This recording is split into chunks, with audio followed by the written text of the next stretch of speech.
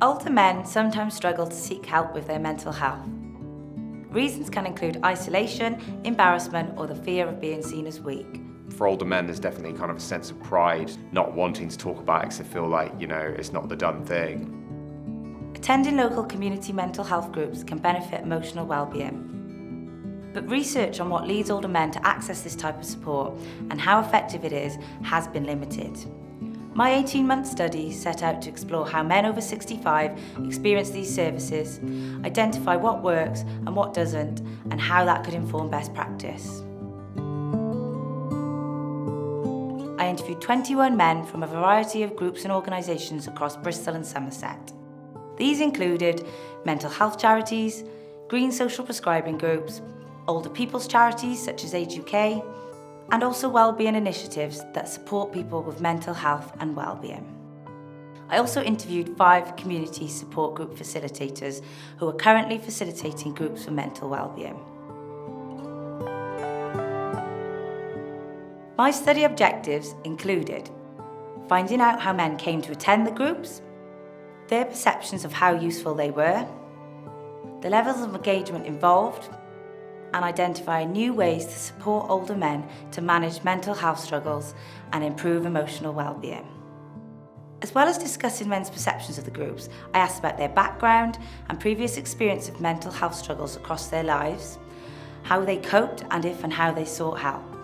This included their experience of the COVID-19 pandemic and the lockdowns.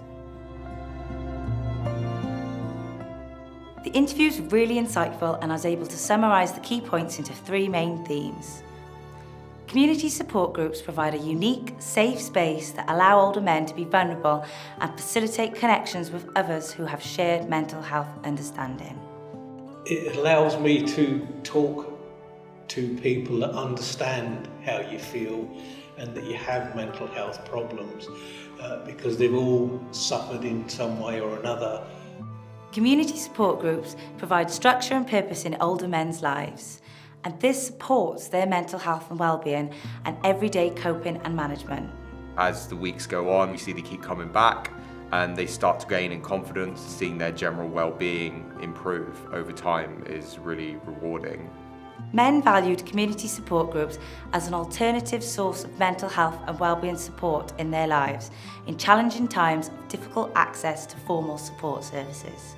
My experience of the surgery is you go in and they give you a pill. They don't really offer any backup. I just need you to talk to people. If you talk about things, it does make you feel better because you're actually explaining how you feel and you get it off your chest. I'd like to say a big thank you to all the interviewees who took part in this research. Your input has helped us develop 4 key messages around voluntary and third sector groups that support older men's mental health and emotional well-being. The sense of community and safe space created by these groups lend a purpose to older men's lives that helps them to manage mental distress. Being an active contributor to a group, having structure and something to do is important to male identity and feeling valued within the community. Health and social care providers need to emphasise such benefits when working with men in later life and be aware of what groups are available in the local area to be able to refer and signpost older men in need to these services. Lack of transport, location and availability of the right type of group create barriers to accessing help. There needs to be more services. The groups provide essential alternative support in times of distress.